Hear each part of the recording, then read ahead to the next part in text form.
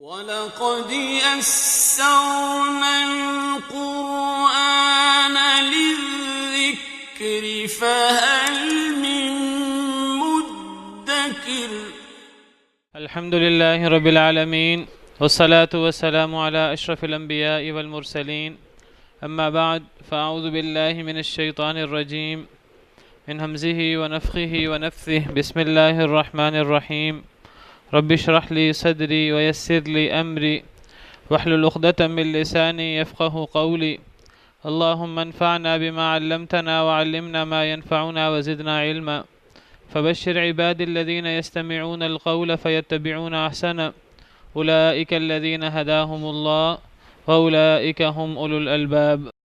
قل يا قوم اعملوا على مكانتكم إني عامل فسوف تعلمون من يأتيه عذاب يخزيه ويحل عليه عذاب مقيم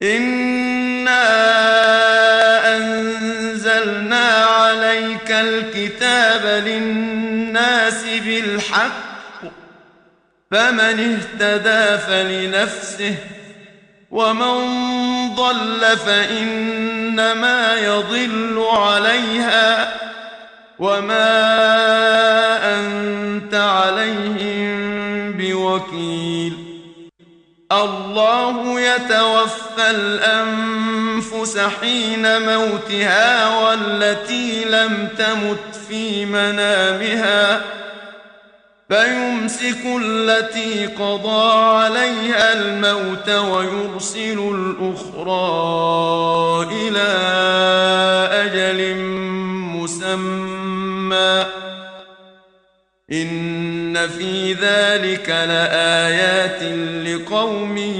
يتفكرون أعوذ بالله من الشيطان الرجيم بسم الله الرحمن الرحيم قل يا قوم اعملوا على مكانتكم انی عامل فسوف تعلمون کہہ دیجئے اے میری قوم تم عمل کرو اپنی جگہ پر انی عامل بے شک میں بھی عمل کرنے والا ہوں۔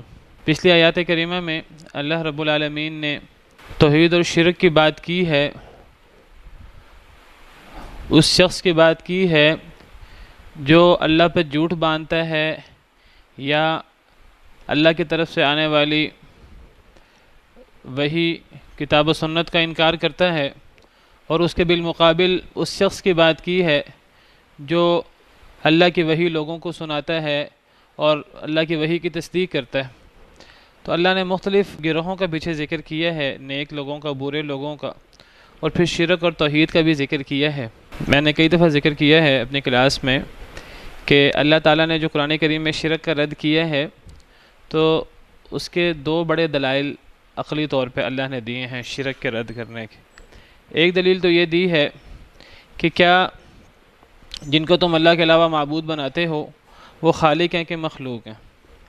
اگر وہ مخلوق ہیں اور اللہ کے علاوہ سب مخلوق ہیں، حقیقت یہی ہے، تو پھر مخلوق کبھی معبود نہیں ہو سکتا۔ اور دوسری اللہ تعالیٰ نے دلیل دی ہے شرک کے رد کی کہ معبود وہ ہونا چاہیے جو نفع نقصان کا مالک ہو، جو لوگوں کو نقصان بھی دے سکے اور اپنے ماننے والوں کو فائدہ بھی دے سکے۔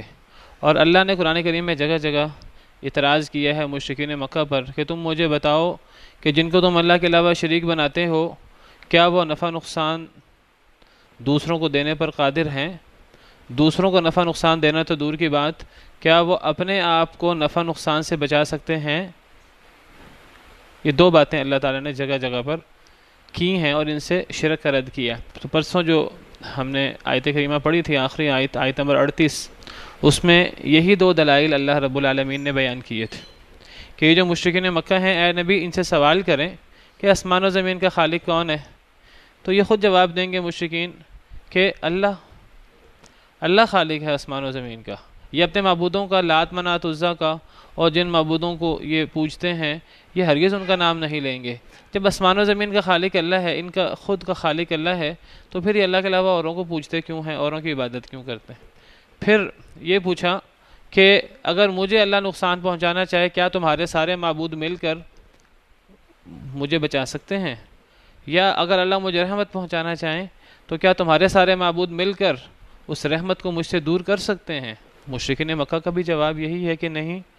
تو جب وہ سب مل کر اللہ کے نقصان کو یا اللہ کے نفع کو دور نہیں کر سکتے تو پھر وہ معبود کس کام کے ہوئے؟ لیکن اصل مشکل یہ ہے کہ جب ایک بندہ غلطی پر چل رہا ہو اور اس کا قائل ہو تو اور پھر ہٹ دھرمی کر رہا ہو، پھر دلائل سے اس کو بات سمجھ نہیں آتی، اگر سمجھ آ بھی جائے وہ ماننے پر تیار نہیں ہوتا۔ تو اللہ تعالیٰ نے نبی کریم صلی اللہ علیہ وسلم کو ارشاد فرمایا کہ اے نبی آپ اعلان کر دیجئے، قل یا قومی، اے میری قوم، اعملوا علی مکانتکم، تم عمل کرتے رہو اپنی جگہ، انی عامل، میں بھی عمل کرنے والا ہوں۔ تمہارے سامنے توحید اور شرک کو بالکل واضح کر کے رکھ دیا ہے۔ اگر تمہیں ابھی بھی سمجھ نہیں آتی یا سمجھ آ گئی ہے لیکن تم ہٹ دھرمی کی بنا پر نہیں تسلیم کرنا چاہتے تو کوئی بات نہیں، تم اپنے دین پر عمل کرتے رہو، تم اپنی روش پہ چلتے رہو، میں بھی عمل کرتا ہوں۔ تم میرے دلائل کو نہیں مان رہے، یا اگر تمہارے دل میں میرے دلائل اتر بھی رہے ہیں لیکن تم منہ سے ماننے کو تیار نہیں ہو، تم اپنے دین پر عمل کرتے رہو، اپنے شرک کی روش پر تم گامزن رہو، میں اللہ وحدہ لا شریک کی عبادت کرتا رہتا ہوں، میں توحید پر عمل پیرا رہتا ہوں، تم میری توحید کو نہیں مانتے، تم اپنے شرک پر عمل پیرا رہو، نہ تمہارے معبودوں کی میں عبادت کروں گا نہ تم میرے معبود کی عبادت کرو گے، تو تم اپنا عمل کرتے رہو، میں اپنا عمل کرتا ہوں۔ یہ نہیں ہے، کافروں کو یہ نہیں کہا جا رہا، مشرکوں کو یہ نہیں کہا جا رہا کہ تم جو عمل کر رہے ہو ہم تمہیں ٹھیک سمجھتے ہیں، تم اپنا عمل کرتے رہو، ہم اپنا عمل کر رہے ہیں، نہیں، یہ اصل میں برات کا ایک انداز ہے کہ تم اگر ہمارے دلائل نہیں مانتے، ہمارے دلائل بالکل واضح ہیں، عقلی بھی نقلی بھی، اگر تم دلائل ماننے کو تیار نہیں ہو، اکثر ایسا ہوتا ہے دلائل پیش کر دیے جاتے ہیں، دلائل واضح ہوتے ہیں، اگلا بندہ ماننے کو تیار نہیں ہوتا، اس موقع پر پھر یہ رویہ اختیار کیا جاتا ہے کہ ٹھیک ہے تم اپنی جگہ عمل کرتے رہو، میں اپنی جگہ عمل کرتا ہوں۔ یہ وہی انداز ہے، قُلْ أَتُحَاجُّونَنَا فِي اللَّهِ وَهُوَ رَبُّنَا وَرَبُّكُمْ، پہلے پارے میں اللہ فرماتے ہیں اے نبی آپ ذرا ان سے کہہ دیجئے، مشرکین مکہ سے، کہ تم اللہ کے بارے میں ہم سے جھگڑا کرتے ہو، حالانکہ اللہ جس طرح ہمارا رب ہے تمہارا بھی رب ہے۔ ہم کہتے ہیں اللہ کے علاوہ معبود کوئی نہیں ہے، تم اللہ کے ساتھ اور معبود بھی بناتے ہو، اللہ کے بارے میں تم جھگڑا کرتے ہو، لنا اعمالنا ولکم اعمالکم، ٹھیک ہے اگر تم نے جھگڑا کرنا ہے کرتے رہو، ہمارے اعمال ہمارے لیے، تمہارے اعمال تمہارے لیے، وَنَحْنُ لَهُ مُخْلِصُونَ، ہم تو اللہ کے لیے خالص عبادت کریں گے، تم نے نہیں کرنی تو نہ کرو۔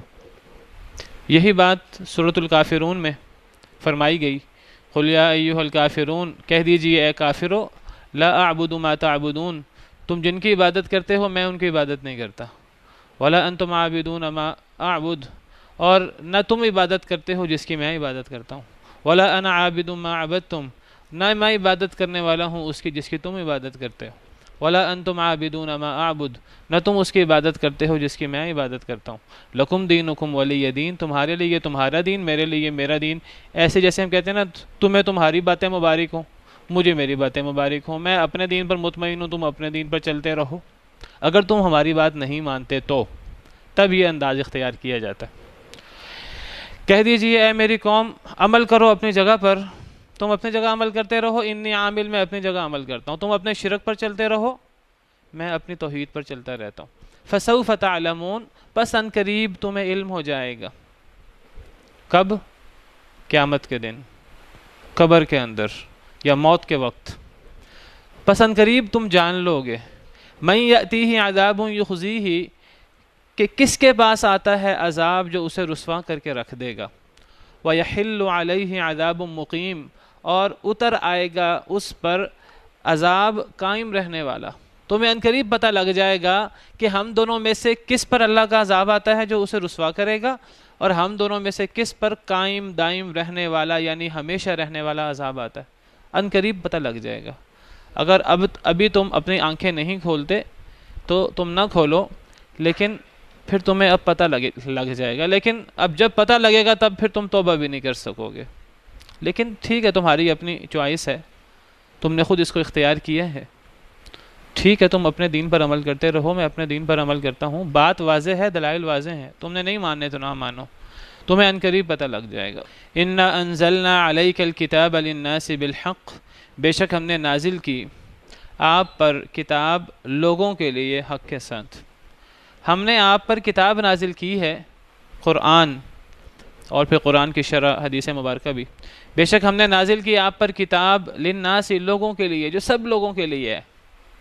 یہ کتاب، یہ دین کوئی مخصوص قوم کے لیے نہیں ہے۔ حضرت موسیٰ علیہ السلام بنی اسرائیل کے لیے آئے تھے۔ وَإِذْ قَالَ مُوسَىٰ لِقَوْمِهِ يَا قَوْمِ لِمَ تُؤْذُونَنِي وَقَدْ تَعْلَمُونَ أَنِّي رَسُولُ اللَّهِ إِلَيْكُمْ۔ سورہ صف میں ہے کہ حضرت موسیٰ علیہ السلام نے اپنی قوم سے کہا، اے میری قوم تم مجھے کیوں اذیت دیتے ہو؟ تم جانتے ہو میں تمہاری طرف اللہ کا رسول ہوں۔ تمہاری طرف سے مراد بنی اسرائیل کی طرف۔ حضرت عیسیٰ علیہ السلام کے حوالے سے سورہ صف میں ہے، وَإِذْ قَالَ عِيسَى ابْنُ مَرْيَمَ يَا بَنِي إِسْرَائِيلَ إِنِّي رَسُولُ اللَّهِ إِلَيْكُمْ مُصَدِّقًا لِمَا بَيْنَ يَدَيَّ مِنَ التَّوْرَاةِ وَمُبَشِّرًا بِرَسُولٍ يَأْتِي مِن بَعْدِ اسْمُهُ أَحْمَدُ۔ جب حضرت عیسیٰ علیہ السلام نے فرمایا کہ اے بنی اسرائیل میں تمہاری طرف اللہ کے رسول ہوں۔ حضرت عیسیٰ بنی اسرائیل کی طرف اللہ کے رسول تھے، اور انہوں نے فرمایا کہ میں اپنے سے پہلے آنے والی کتاب تورات کی تصدیق کرتا ہوں، اور میں اپنے بعد آنے والے نبی جن کا نام احمد ہوگا میں ان کی بشارت دیتا ہوں۔ تو حضرت موسیٰ، حضرت عیسیٰ، دیگر انبیاء کرام علیہم السلام، ان کی نبوت، ان کا دین وہ سب کے لیے نہیں تھا، وہ خاص قوم کے لیے تھا، خاص لوگوں کے لیے تھا۔ لیکن نبی کریم صلی اللہ علیہ وسلم کا دین، آپ کی رسالت، آپ کی کتاب، وہ سب لوگوں کے لیے ہے، عمومی طور پر، صرف لوگ ہی نہیں، قیامت تک آنے والے انسان ہی نہیں، جن بھی، سب لوگوں کی طرف نبی کریم صلی اللہ علیہ وسلم کی رسالت ہے، اور آپ کی کتاب بھی، قرآن بھی سب کے لیے۔ اِنَّا أَنزَلْنَا عَلَيْكَ الْكِتَابَ لِلنَّاسِ بِالْحَقِّ، بے شک ہم نے نازل کی آپ پر کتاب اے نبی صلی اللہ علیہ وسلم لوگوں کے لیے، سب لوگوں کے لیے، بالحق، حق کے ساتھ۔ یہ کتاب قیامت تک کے لیے ہے، سب لوگوں کے لیے ہے، اور یہ حق کے ساتھ ہم نے نازل کی ہے۔ یہ کتاب بالکل برحق ہے، حق کے ساتھ اتری ہے، اس میں کوئی کجی نہیں ہے، اللہ کی طرف سے اتری ہے، اور اس کی ہر بات حق ہے۔ آج وقت ہے اس کتاب سے اپنے آپ کو سیدھا کر لیا جائے، آج اس وقت ہے اپنے عقائد اس کتاب کے مطابق استوار کر لیے جائیں، آج وقت ہے اپنی عبادات اس کتاب کے مطابق بنا لی جائیں، اس کتاب اور اس کی تبیین، اس کا بیان حدیث مبارکہ کے مطابق۔ اللہ فرماتے ہیں ہم نے کتاب نازل کی ہے حق کے ساتھ، اور یہی کتاب جو ہے یہ حق اور باطل کا معیار ہے، یہی کتاب میزان ہے، کسوٹی ہے۔ لقد ارسلنا رسلنا بالبینات وانزلنا معهم الكتاب والمیزان لیقوم الناس بالقسط۔ اب یہی کتاب جو ہے یہ میزان کی، کسوٹی کی حیثیت رکھتی ہے۔ جو اس کتاب کے مطابق اپنی زندگی استوار کر لے گا وہ دنیا اور آخرت میں کامیاب ہو جائے گا، اور جو اس کتاب کو نہیں مانے گا، اس کتاب کے مطابق اپنے آپ کو نہیں ڈھالے گا، تو پھر اس کی دنیا آخرت تباہ ہو جائے گی۔ آج ہمیں اپنا جائزہ لینا ہے، اپنے عقائد کا، اپنے اخلاق کا، اپنی عبادات کا، اپنے معاملات کا، اپنے ہر عمل کا۔ ہمارا عمل جو ہے وہ قرآن کریم کے مطابق ہے، حدیث مبارکہ کے مطابق ہے، اللہ کی وحی کے مطابق ہے یا نہیں ہے۔ اسی لیے اللہ فرماتے ہیں فَمَنِ اهْتَدَىٰ فَلِنَفْسِهِ، پس جو بھی ہدایت یافتہ ہوا، جس نے بھی ہدایت کو قبول کیا، فَلِنَفْسِهِ، وہ اپنے نفس کے لیے قبول کرے گا، اس کا فائدہ اس کی ذات کو ہوگا۔ کسی کے اسلام لانے سے، کسی کے ایمان لانے سے اللہ کی بادشاہت میں کوئی اضافہ نہیں ہوگا، اللہ کو کوئی فائدہ نہیں ہے، اللہ کی کوئی بادشاہت میں کوئی اضافہ نہیں ہو جاتا، اللہ کی بادشاہت زیادہ مضبوط ہو جاتی ہے۔ اگر ایک بندہ بھی ایمان نہ لائے اللہ کی بادشاہت، پھر بھی اللہ کی بادشاہت کو کوئی اثر نہیں پڑتا۔ کوئی ایمان لاتا ہے اپنے آپ کے لیے لاتا ہے، فائدہ اپنی ذات کو پہنچاتا ہے، تو اپنی ذات کا فائدہ تم نے اٹھانا ہے۔ تم سوچو کہ تم نے جنت میں جانا ہے کہ نہیں جانا، تم سوچو تم نے اپنی دنیا آخرت بہتر کرنی ہے کہ نہیں کرنی، کہ تم نے ہمیشہ کی رسوائیاں اور ہمیشہ کے عذاب کا اپنے آپ کو شکار بنانا ہے۔ جو ہدایت یافتہ ہوگا وہ اپنے نفس کے لیے ہوگا۔ وَمَنْ ضَلَّ فَإِنَّمَا يَضِلُّ عَلَيْهَا، اور جو گمراہ ہو جائے گا فَإِنَّمَا يَضِلُّ عَلَيْهَا، پس سوائے اس کے کہ نہیں وہ گمراہ ہوگا اسی کے خلاف، یعنی اپنے نفس کے خلاف۔ جو گمراہ ہوگا اس کا نقصان اس کے نفس کو ہوگا، اپنے آپ کو نقصان ہوگا، اس کا نقصان اللہ کو نہیں ہے۔ اگر کوئی ایمان نہیں لاتا اللہ کی بادشاہت میں کوئی کمی نہیں ہوتی. ساری دنیا آج کے جتنے لوگ ہیں وہ بھی، اور حضرت آدم سے لے کے قیامت تک، یہ تو سارے انسان ہیں، اگر سارے جن بھی ساتھ شامل ہو جائیں، اگر سب کے سب گمراہ ہو جائیں، شیطان کی طرح ہو جائیں، اللہ کی بادشاہت میں اتنی بھی کمی نہیں ہوتی جتنی سمندر میں سوئی ڈالیں تو اس کے ساتھ پانی لگتا ہے. اور اگر یہ سب کے سب لوگ دنیا کے نیک ترین متقی ترین شخص کی طرح ہو جائیں، سیدنا آدم سے لے کر قیامت تک آنے والے لوگ بھی، انسان بھی، اور سارے کے سارے جن بھی، اگر یہ سارے کے سارے سب سے نیک دل متقی شخص کی طرح ہو جائیں، اللہ کی بادشاہت میں اتنا بھی اضافہ نہیں ہوتا جتنا سمندر میں سوئی ڈالیں تو اس سوئی کے ساتھ پانی لگتا ہے. تو یہ جو بھی ہدایت یافتہ ہوتا ہے اپنے آپ کے لیے یہ ہوتا ہے، جو بھی گمراہ ہوتا ہے اس کا نقصان اسی کو ہوتا ہے. اب یہ جو اللہ نے ہدایت اور گمراہی کی بات کی ہے تو شروع میں اللہ نے کتاب کا ذکر کیا ہے. پتہ لگا ہدایت اور گمراہی کا تعلق کتاب کو تھامنے اور نہ تھامنے سے ہے. جو کتاب کو تھام لے گا وہ ہدایت یافتہ ہوگا. فَمَن يَكْفُرْ بِالطَّاغُوتِ وَيُؤْمِن بِاللَّهِ فَقَدِ اسْتَمْسَكَ بِالْعُرْوَةِ الْوُثْقَى لَا انفصام لَهَا. جو طاغوت کا انکار کرے گا، اللہ پر ایمان لائے گا، وہ ایسے مضبوط کڑے کو تھام لے گا جو کڑا کبھی ٹوٹ نہیں سکتا. یہ ایسا کڑا ہے اللہ کی کتاب، یہ ایسی ایک رسی ہے کہ یہ کبھی ٹوٹ نہیں سکتی. یہ انسان کی دنیا اور آخرت کی بھلائیاں انسان کو پہنچا کر دم لے گی. اور جو اس کو نہیں تھامتا تو پھر وہ دنیا اور آخرت میں گمراہ ہوگا. اسی لیے یہ فرمایا وَاعْتَصِمُوا بِحَبْلِ اللَّهِ جَمِيعًا وَلَا تَفَرَّقُوا. اللہ کی رسی کو مضبوطی سے تھام لو اور تفرقے میں نہ پڑو. تفرقہ کب آتا ہے؟ جب اللہ کی رسی چھوٹتی ہے، جب کتاب و سنت کو انسان چھوڑ دیتا ہے تب تفرقہ بازی ہو جاتی ہے، تب دین ٹکڑے ٹکڑے ہو جاتا ہے. ان الذين فرقوا دينهم وكانوا شيعا لست منهم في شيء. اے نبی صلی اللہ علیہ وسلم، جنہوں نے تفرقہ بازی کی، کیا مطلب؟ کتاب و سنت کو چھوڑ دیا.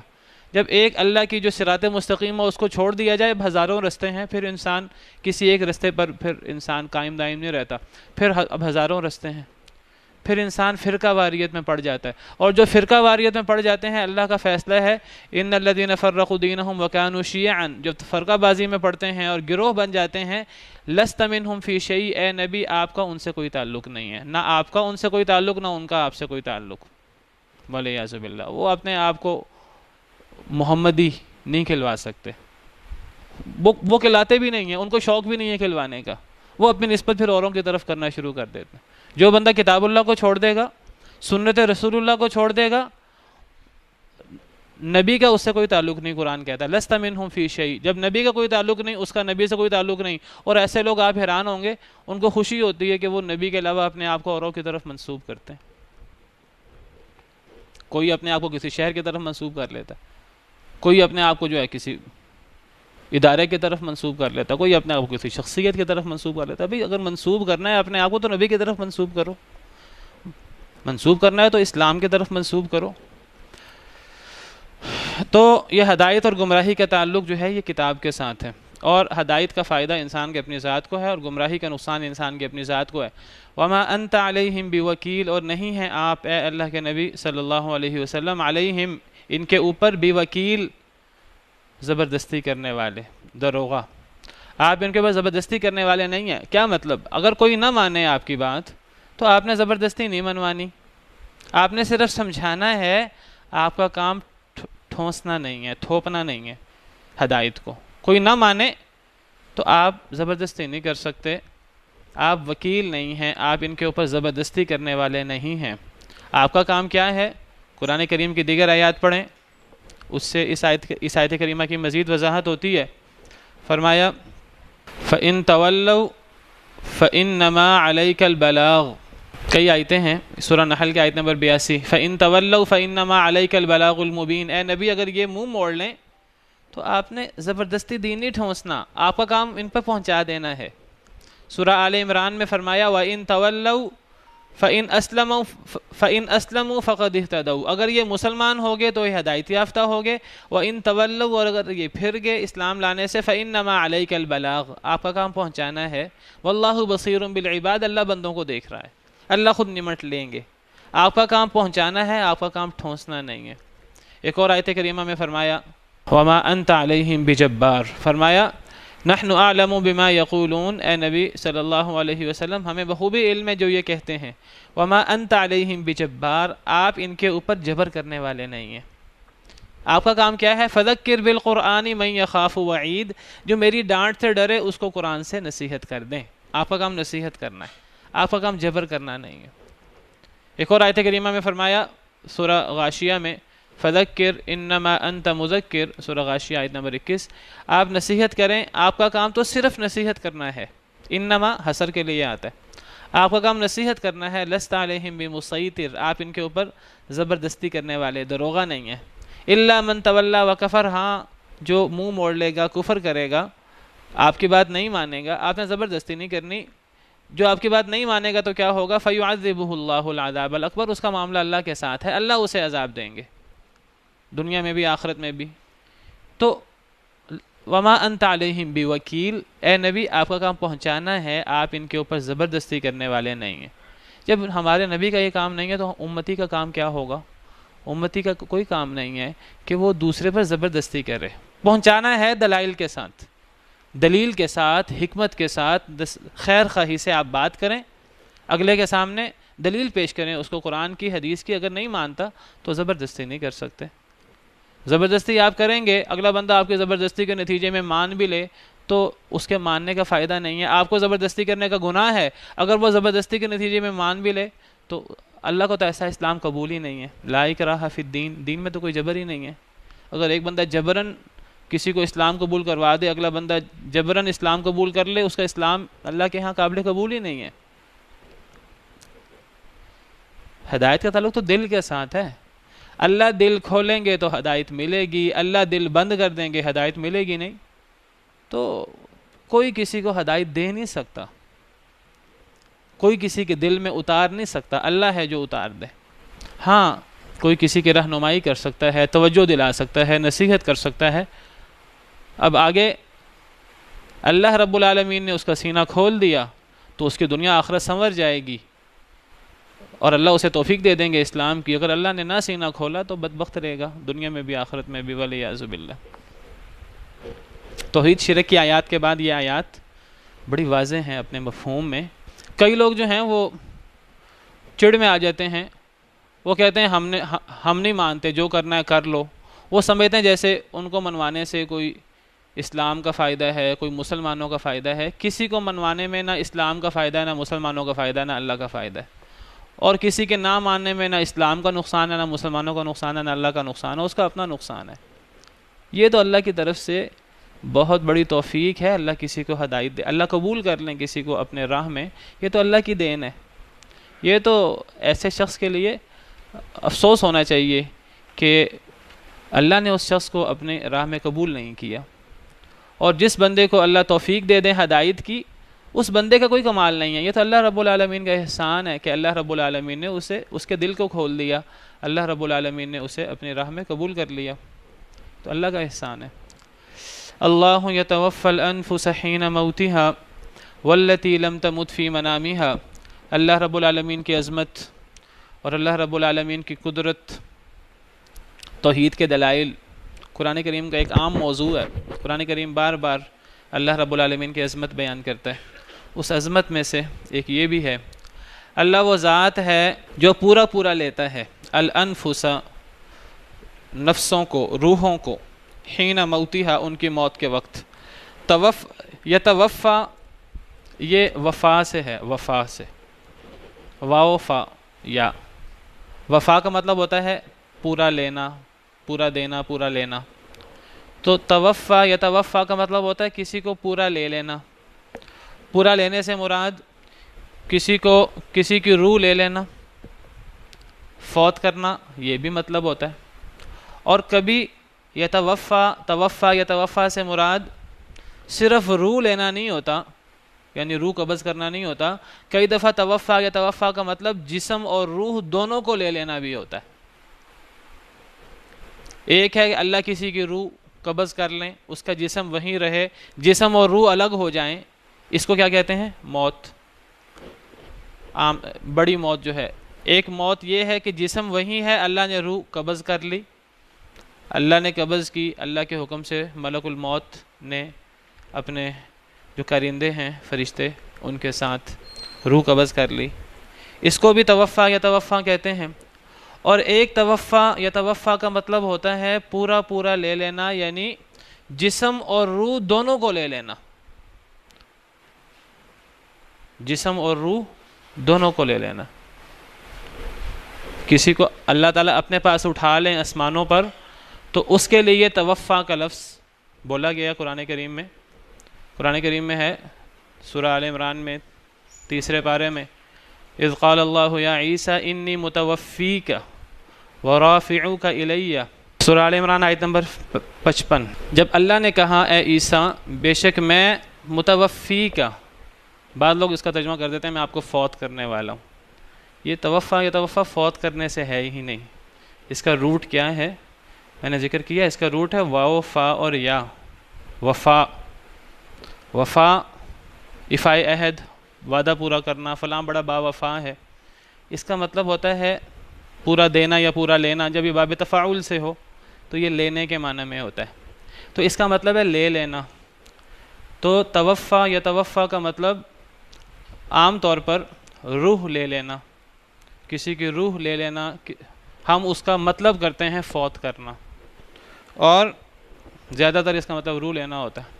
اور کبھی کبھی اس کا مطلب جسم اور روح دونوں کو لے لینا، دونوں کو اٹھا لینا. جیسے اس آیت کریمہ میں ہے جب اللہ نے کہا اے عیسیٰ بے شک میں آپ کو پورا پورا لینے والا ہوں. یہ دیکھیے ترجمہ نیچے لکھا ہوا ہے اے عیسیٰ میں تجھے پورا لینے والا ہوں. پورا لینے سے کیا مراد ہے؟ اگلا جملہ واضح کر رہا ہے وَرَافِعُكَ إِلَيَّ، تجھے اپنی طرف اٹھانے والا ہوں.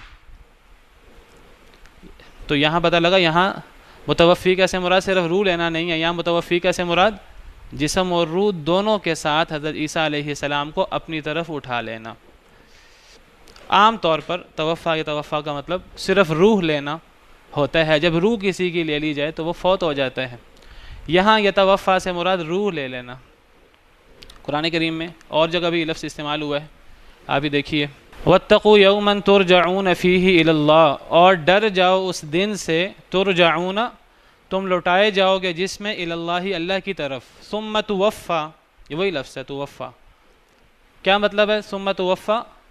پھر پورا پورا دیا جائے گا کل نفس، ہر نفس کو ما کسب جو اس نے کمایا، وہم لا یظلمون، اور ظلم نہیں ہوگا. تو توفا کا مطلب پورا لینا، پورا دینا. یہاں پورا دینے کا معنی ہے پھر پورا پورا دیا جائے گا ہر نفس کو. بعض لوگ سمجھتے ہیں کہ یہ توفا یا توفا جیسے میں نے بھی ذکر کیا یہ فوت کے معنی میں آتا ہے. فوت کے لیے عربی زبان، یہ فوت کا لفظ بھی عربی زبان کا ہے، لیکن یہ لفظ اس کا جو روٹ ہے وہ فوت نہیں ہے، اس کا روٹ وفا ہے. آپ ذکر کر رہے تھے کہ متوفی کا ورافعو کا، آپ کہہ رہے ہیں کہ یہاں متوفی کا کے بعد واو ہے پھر رافعو کا ہے. فوت کرنے کے بعد بلندی نہیں ہے، یہ فوت کرنے کے ساتھ بلندی ہے. اور یہاں فوت کرنا مراد نہیں ہے، یہاں جسم اور روح لے لینا مراد ہے. اور قرآن کریم میں دیگر مقام پر اللہ نے باقاعدہ صراحت سے فرمایا ہے کہ یہودیوں نے یقینی طور پہ حضرت عیسیٰ کو نہ قتل کیا ہے، نہ سولی دی ہے، بل رفعہ اللہ الیہ، بلکہ اللہ نے انہیں اپنی طرف اٹھا لیا ہے. تو میں ذکر کر رہا تھا کہ توفیٰ یا توفیٰ کا مطلب لینا، اور یہاں مراد روح کو لینا. اللہ یتوفی الانفس حین موتها، اللہ لے لیتے ہیں روحوں کو ان کی موت کے وقت. اللہ قبض کر لیتے ہیں روحوں کو ان کی موت کے وقت. والتی لم تمت، اور وہ جن کو ابھی موت نہ آئی ہو، فی منامہا، ان کی نیند میں. اللہ لے لیتے ہیں جانوں کو ان کی موت کے وقت، اور جن کو ابھی موت نہ آئی ہو تو اللہ ان کو ان کی نیند میں لے لیتے ہیں. اس آیت کریمہ میں اللہ نے روح کو قبض کرنے کا ذکر کیا ہے جو 2 طرح ہوتی ہے. ایک روح قبض ہوتی ہے جب کسی کی موت آتی ہے، اس وقت اللہ روح قبض کرتے ہیں. اللہ روح قبض کرتے ہیں، اللہ کے حکم سے روح قبض ہوتی ہے، اور اللہ کے فرشتے ملک الموت اور اس کے آوان و انصار روح قبض کرتے ہیں اللہ کے حکم سے. وہ گویا کہ اللہ ہی روح قبض کرتے ہیں کیونکہ اللہ کے حکم سے ہو رہی ہوتی ہے. اور جن کی ابھی موت نہ آئی ہو اللہ ان کی بھی روح قبض کر لیتے ہیں. کب؟ ان کی نیند میں. گویا کہ اس آیت کریمہ میں 2 موتوں کا ذکر ہو رہا ہے. ایک موت جس کو آپ بڑی موت کہہ لیں، بڑی وفات کہہ لیں، اور ایک موت جسے آپ چھوٹی موت کہہ لیں، نیند۔ ایک اصل موت، بڑی موت کا ذکر ہو رہا ہے، اور ایک چھوٹی موت، نیند۔ نیند کو موت کی بہن کہا جاتا ہے۔ تو بہت سے لوگوں کو اللہ تعالیٰ جس کا وقت آ جاتا ہے، اللہ اس کی روح قبض کر لیتے ہیں اور وہ فوت ہو جاتا ہے، اور جس کی ابھی موت کا وقت نہ آیا ہو، اللہ اس کی بھی روح قبض کر لیتے ہیں اس کی نیند میں۔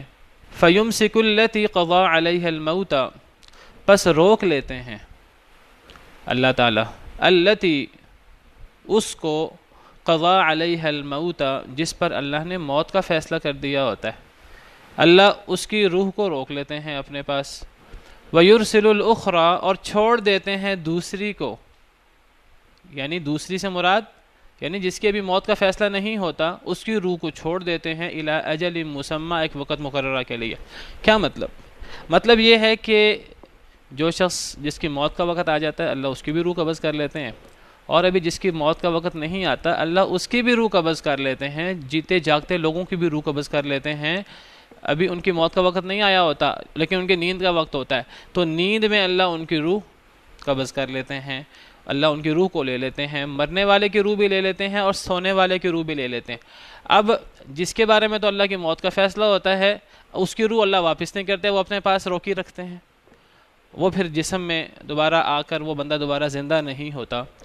اور ابھی جس کے بارے میں اللہ نے موت کا فیصلہ نہیں کیا ہوتا، اس کی روح اللہ نے لی ہوتی ہے نیند میں، چھوڑ دیتے ہیں اللہ دوسری کو، اس کی روح کو اللہ دوبارہ چھوڑ دیتے ہیں، دوبارہ اس کے جسم میں بھیج دیتے ہیں، وہ بندہ دوبارہ اٹھ جاتا ہے، گویا کہ دوبارہ زندہ ہو جاتا ہے، نیند سے جاگ جاتا ہے۔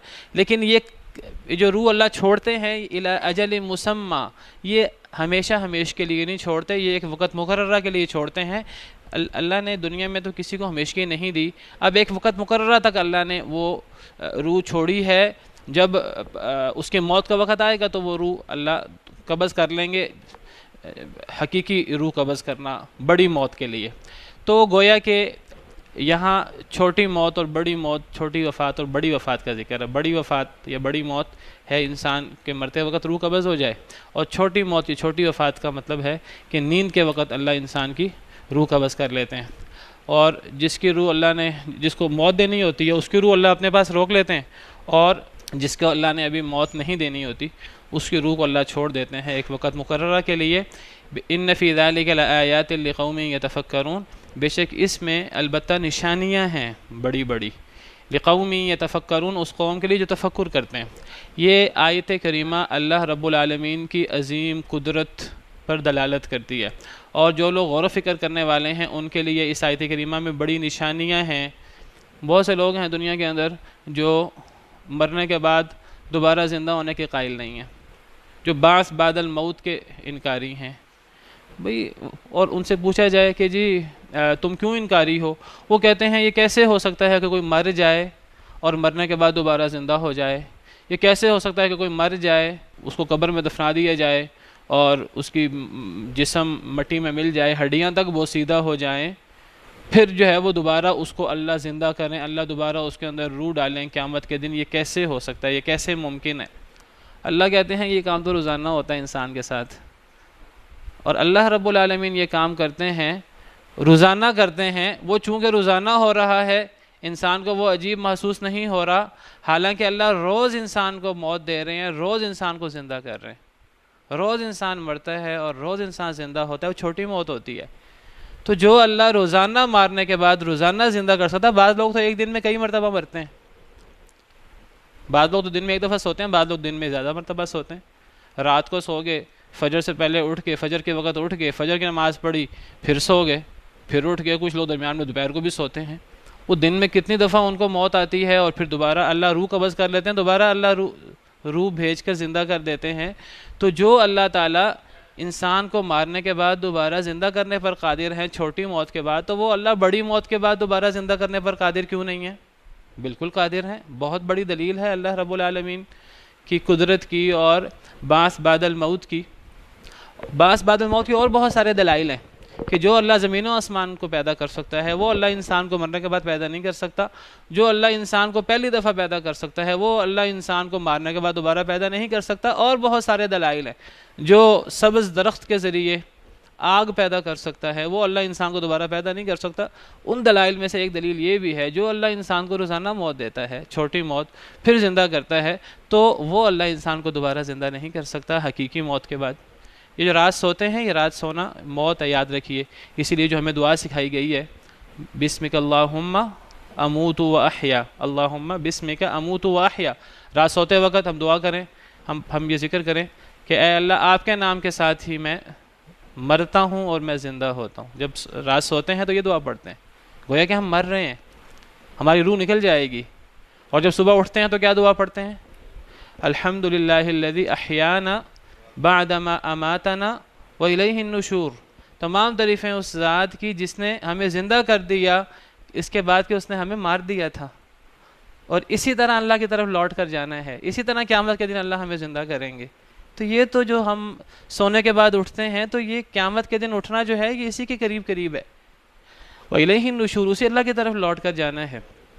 تو اس آیت کریمہ کے اندر بہت بڑی نشانیاں ہیں، چھوٹی موت، بڑی موت، جو اللہ چھوٹی موت کے بعد زندہ کر سکتا ہے، بڑی موت کے بعد بھی زندہ کر سکتا ہے۔ تو اس آیت کریمہ میں اللہ نے 2 موتوں کا ذکر کیا، اور قرآن کریم کی ایک اور آیت میں بھی اللہ نے 2 موتوں کو اسی طرح ذکر کیا ہے، چھوٹی موت اور بڑی موت کو۔ سورہ انعام آیت نمبر 60، اللہ فرماتے ہیں وَهُوَ الَّذِي يَتَوَفَّاكُمْ بِاللَّيْلِ، اللہ وہ ذات ہیں جو فوت کر دیتے ہیں تمہیں، یا جو لے لیتے ہیں تمہیں، یعنی تمہاری روح لے لیتے ہیں، باللیل، رات کے وقت، اور وہ جانتے ہیں جو تم عمل کرتے ہو دن میں، ثُمَّ يَبْعَثُكُمْ فِيهِ، پھر اللہ تمہیں اٹھاتے ہیں دن میں، لِيُقْضَى أَجَلٌ مُّسَمًّى، تاکہ فیصلہ کر دیا جائے ایک وقت مقررہ کا۔ یعنی کیا مطلب؟ اللہ رات کو تمہاری روح لے لیتے ہیں، تمہاری روح قبض کر لیتے ہیں، اور دن میں جو تم عمل کرتے ہو اللہ کو اس کا پتہ ہوتا ہے، پھر اللہ تمہیں دن میں اٹھاتے ہیں، یعنی دن میں اللہ تمہیں زندہ کر دیتے ہیں۔ یہ رات کی نیند کا ذکر ہے، اور دن میں جب انسان اٹھتا ہے اس کا ذکر ہے۔ اور اس سے اگلی آیت میں اللہ فرماتے ہیں وَهُوَ الْقَاهِرُ فَوْقَ عِبَادِهِ وَيُرْسِلُ عَلَيْكُمْ حَفَظًا، اللہ اپنے بندوں پر غالب ہے اور اللہ تمہارے اوپر حفاظت کرنے والے فرشتے بھیجتا ہے۔ حَتَّى إِذَا جَاءَ أَحَدَكُمُ الْمَوْتُ تَوَفَّتْهُ رُسُلُنَا، حتیٰ کہ جب تم میں سے کسی ایک کو موت آتی ہے تو اسے ہمارے رسول فوت کر دیتے ہیں، ہمارے فرشتے، اور وہ کوئی کمی نہیں کرتے۔ اب پچھلی آیت میں چھوٹی موت کا ذکر ہے، رات کی نیند کا، اور اگلی آیت میں بڑی موت کا ذکر ہے، کہ وہی فرشتے جو اللہ نے حفاظت کے لیے مقرر کیے ہیں، وہی فرشتے جو ہیں وہ جب انسان کے موت کا وقت آتا ہے تو وہ انسان کی روح قبض کر لیتے ہیں۔ تو ایک جگہ ہی اللہ نے سورہ انعام میں بھی پہلے چھوٹی موت کا ذکر کیا، بعد میں بڑی موت کا ذکر کیا، اور یہ جو ہم قرآن کی آیت پڑھ رہے ہیں، قرآن کی اس آیت میں پہلے بڑی موت کا ذکر ہے، بعد میں چھوٹی موت کا ذکر ہے۔ تو یہ دیکھیے جن روحوں کو اللہ بڑی موت کے وقت قبض کر لیتے ہیں اور جن روحوں کو اللہ چھوٹی موت کے وقت قبض کر لیتے ہیں، یہ دونوں روحیں اللہ کے پاس اکٹھی ہوتی ہیں۔